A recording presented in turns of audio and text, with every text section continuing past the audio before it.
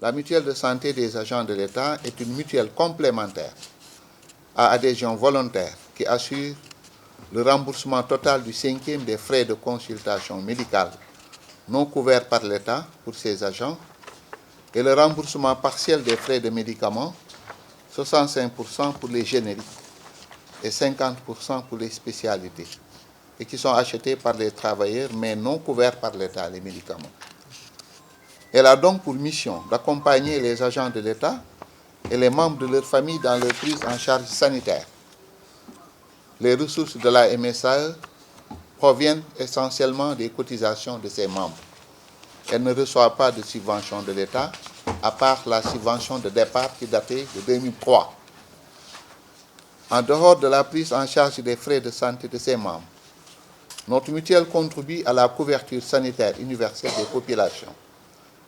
des populations non adhérentes, à travers ses propres structures de soins et des campagnes de santé gratuites organisées au profit des populations.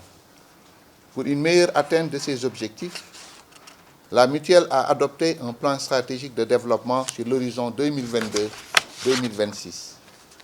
La cérémonie qui nous réunit aujourd'hui, donc, a pour objectif de faire la présentation publique du bilan d'exécution à mi-parcours de ce plan stratégique de développement qui couvre la période 2022-2024. Elle est pleine de sens et de symboles pour les mutualistes que nous sommes, car elle marque une étape importante dans le processus de réforme globale du système de gestion de notre mutuelle, réforme engagée par nos instances depuis notre Assemblée générale qui s'est tenue le 17 septembre 2021. Cette réforme vise essentiellement à doter la mutuelle d'outils de planification stratégique et opérationnelle en vue d'une meilleure atteinte de ses objectifs. Il s'agissait d'asseoir une politique de modernisation et de professionnalisation du système de gestion qui allait permettre d'être plus proche de nos adhérents, de leurs familles dans leur prise en charge médicale, mais aussi d'offrir de meilleures prestations aux populations non adhérentes dans le cadre de nos programmes sociaux et à travers leur accès dans nos centres de soins. Mesdames, Messieurs, la présentation du rapport nous permet donc de montrer le niveau d'atteinte de ces objectifs. Cette présentation est aussi pour nous un fort moment de partage de notre expérience et de notre modèle en matière de mutualité sociale. Selon notre intime conviction, tirée de notre expérience sur le terrain, au-delà de leurs obligations de satisfaction des besoins de leurs membres, les mutuelles doivent être des socles de solidarité agissantes pour les populations démunies sans protection sociale. Et pour ce faire, elles doivent insérer leurs actions dans les politiques publiques définies par le gouvernement et se positionner comme des partenaires crédibles dans l'atteinte de la couverture sanitaire universelle. Les mutuelles doivent aussi initier des actions de partenariat avec les institutions techniques et financières qui travaillent pour le bien-être des populations. C'est le sens qu'il faut donner d'ailleurs à l'invitation des partenaires techniques comme l'EIT, comme le PNUD, comme le GIZ et la coopération Wallonie-Bruxelles. Et nous les remercions vivement de par leur présence très symbolique. C'est cette vision militante qui justifie l'engagement de la MSA aux côtés des mutuelles sœurs africaines et européennes pour un monde plus juste et plus humain. Cette vision de notre mutuelle traverse d'ailleurs l'ensemble des projets et programmes inscrits dans notre plan stratégique de développement, dont le bilan d'exécution en 2022 et 2023 présente d'ailleurs des résultats très satisfaisants. En effet, l'année 2023 s'achève avec d'importantes réalisations au niveau de la MSA. L'édification d'un siège national, nous sommes dans ce siège, constitué de 7 étages et d'un sous-sol, renforce le sentiment d'appartenance des adhérents à la mutuelle. Cet immeuble qui se dresse majestueusement sur l'avenue Bourguiba offre des espaces de travail adéquats et abrite un centre médico-social destiné aux adhérents, à leurs familles et ouvert aux populations démunies. Nous avons beaucoup plus de plaisir à le signaler que cet immeuble a été construit sans prêt bancaire. C'est sur ressources propres. C'est pourquoi nous disons que c'est un symbole, que ça renforce l'appartenance des mutualistes que nous sommes. Parce que c'est le fruit de la cotisation des membres de la MSA que nous avons édifié cet immeuble et d'autres immeubles à l'intérieur du pays.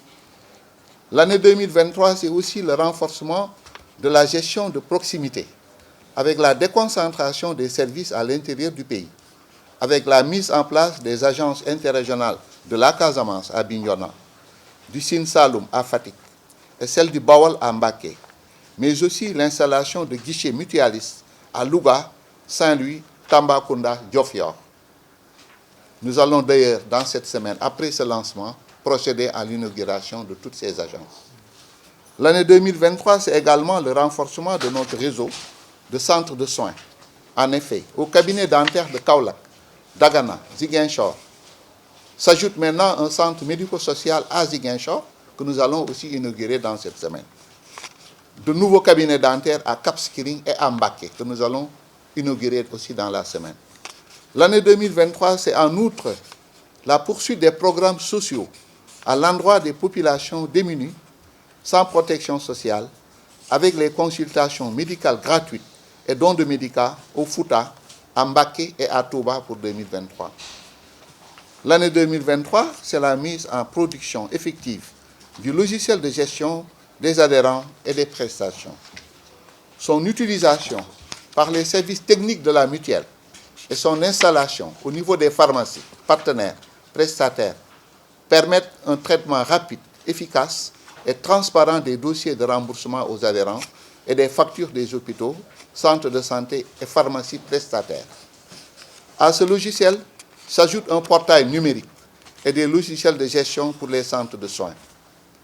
La dématérialisation de notre système de gestion est accompagnée en même temps d'une politique de communication très hardie avec les adhérents par notre présence sur les plateformes digitales, Twitter, Facebook et YouTube, et la réorganisation de notre site web que nous avons relooké. L'année 2023, c'est le renforcement et l'élargissement de notre partenariat au plan international. Au-delà de notre position de premier vice-président à l'Union africaine de la mutualité, l'Association internationale de la mutualité, l'AIM, a accepté l'adhésion de la MSA.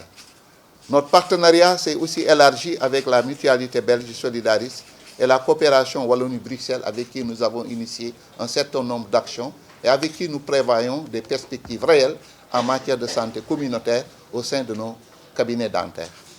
L'année 2023, c'est surtout la couverture correcte des dépenses de prestations qui ont absorbé plus de 59% des ressources financières de la MSA.